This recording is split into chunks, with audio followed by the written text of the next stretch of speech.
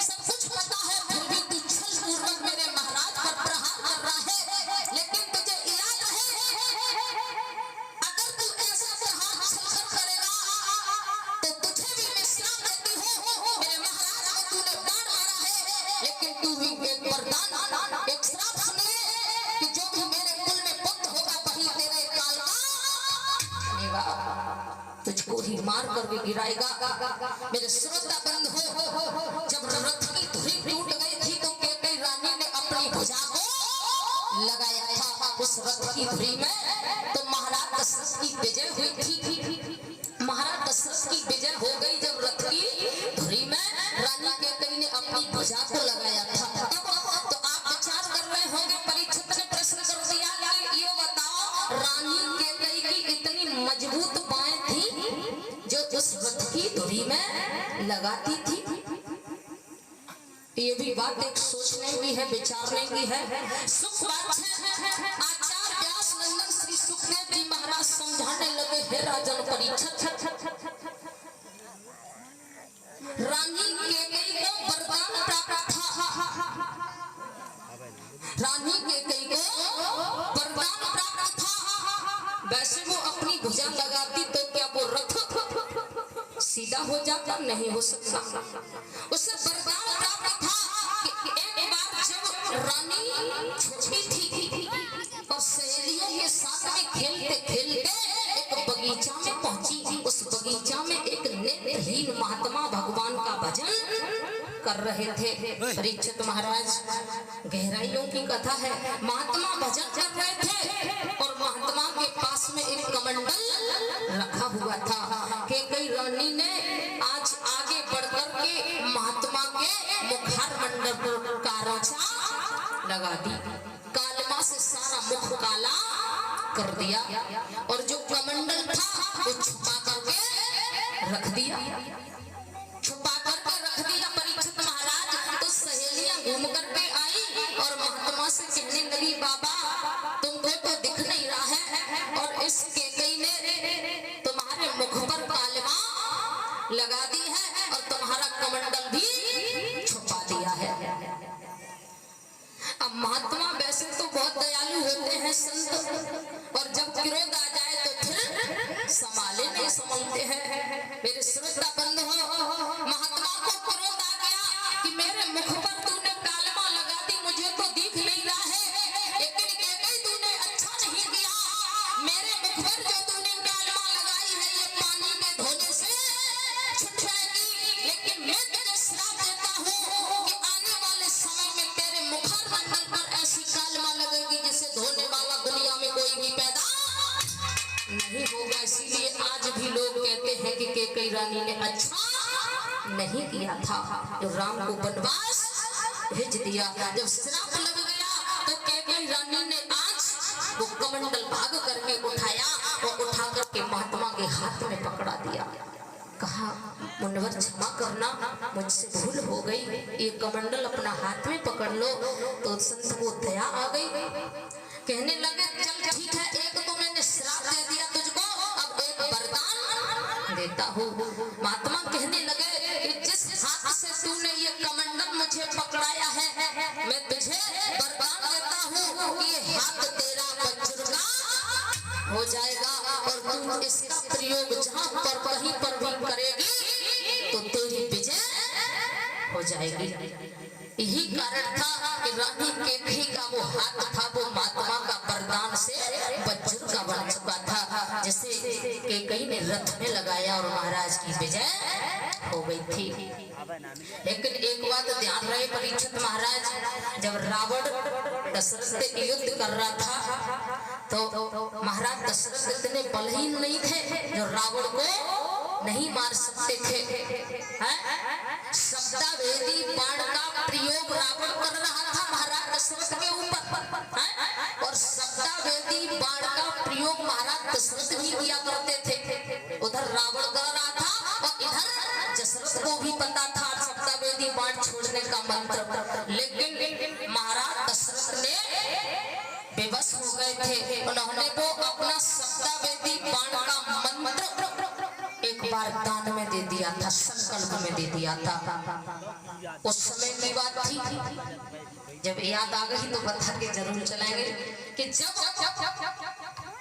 श्रवण कुमार को महाराज दशरथ ने बाण मारा था,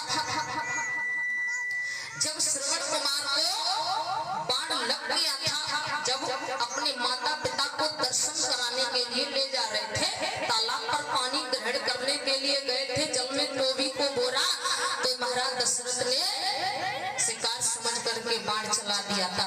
वही सप्तावेदी बाण का प्रयोग महाराज दशरथ ने श्रवण कुमार पर किया था। उस समय तो उनके पास वो मंत्र था, लेकिन उसी विषय को लेते हुए जब महाराज दशरथ ने आगे बढ़कर के देखा कि बाण एक इंसान को लग गया है, श्रवण कुमार को गोद में लेकर के आज सोच रहे थे, विचार कर रहे थे। श्रवण कुमार कहने लगे, मामा जी अब ज्यादा समय नहीं है, तुम मेरे अंधे माता पिता को पानी पिला दो, जागो कि मैं नहीं हो चुका। उन्होंने भी उनको श्राप दे दिया था, उनके माता पिता का श्राप लगा महाराज दशरथ को।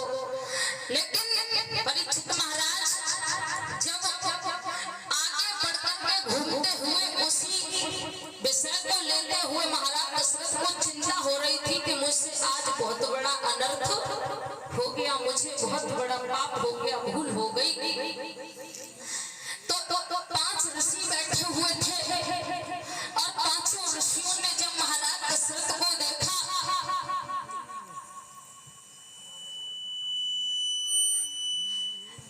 ऋषियों ने जब महाराज दशरथ जी को आते हुए देखा तो चेहरे पर मुरझाई छाई हुई थी,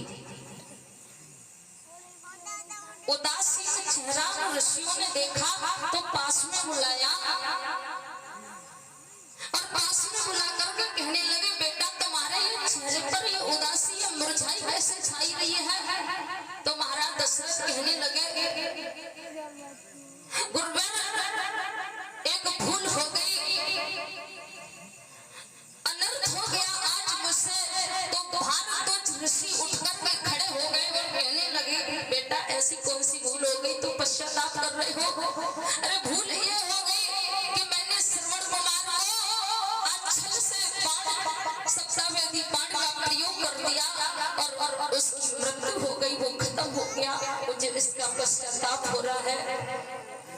भारद्वाज ऋषि कहने लगे, तो लाला अब पश्चाताप करने से क्या लाभ होगा, अब आगे क्या करना चाहते हो? तो महाराज दशरथ कहने लगे, करना ये चाहता हूँ मुनवर, आज तो मुझसे भूल हो गई तो हो गई, लेकिन मैं तुमको ये सप्तावेदी बाण का संकल्प आज तुम्हें देता हूँ कि मैं आगे आने वाले समय में सप्तावेदी बाण का प्रयोग किसी भी समय पर नहीं करूंगा, चाहे कुछ भी हो जाए। आज यही कारण था परीक्षित महाराज, इधर ध्यान दो, यही कारण था कि महाराज दशरथ जी भारद्वाज ऋषि को अपना सप्तावेदी बाण का संकल्प दे गए थे, इसीलिए वो रावण पर अपना प्रहार नहीं कर पा रहे थे, इसीलिए रावण ने दशरथ पर प्रहार कर दिया था। यही बहुत सारे कारण थे, एक कारण नहीं था परीक्षित महाराज। अगर प्रभु श्री राम वन को नहीं जाते तो सीता का हरण नहीं होता, और सीता का हरण नहीं होता तो फिर आगे कहानी नहीं बनती।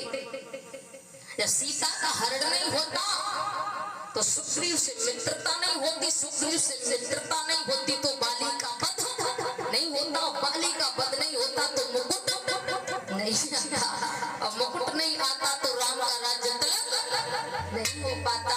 बहुत सारे अनेक कारण थे परीक्षित महाराज। इधर चलते चलते काफी समय होता जा रहा है और उधर प्रभु श्री राम ने लंका पर जाकर के चढ़ाई की है। जब लंका पर चढ़ाई की है, विभीषण के साथ में है, सारा भेद लक्ष्मण को बताता जा रहा था, लेकिन एक पंचपत्र नाम की एक प्रजा थी जो सूर्य अस्त होता था, आधा सूर्य अस्त होता और आधा निकलता था, उस समय वह अपना स्वरूप बदलती थी। तो विभीषण ने बताया कि जब वही सूर्य अस्त होते समय आधा सूर्य निकला रहे और आधा सूर्य छुपा रहे, उस समय अगर तुम प्रहार कर सको तो रावण का वध हो सकता है, वरना उसका वध करने वाला कोई भी पैदा नहीं था। इसीलिए तो कहते हैं कि सारी लंका का सर्वनाश विभीषण ने करवा दिया था। घर को भेदी लंका ढावे हैं। हाँ, प्रभु श्री राम ने आज समय भी बहुत कम है और भगवान कन्हैया का अवतार होना है। इधर भगवान श्री रामचंद्र जी ने लंका पर चढ़ाई की है और लंका पर चढ़ाई करने के बाद में सर्वनाश किया है, और उधर रावण का वध करने के बाद सीता को पुष्कर विमान में बिठा करके वापस पुनः लौट करके श्री राम, लक्ष्मण भैया, हनुमान जी महाराज, विभीषण, सुग्रीव वाले सभी लौट करके लंका से चले आ रहे हैं। पुष्कर विमान में बैठ करके अयोध्या में आ जाते हैं। अयोध्या में आकर के आज समय गुजरने लगा। परीक्षित महाराज, जब समय गुजर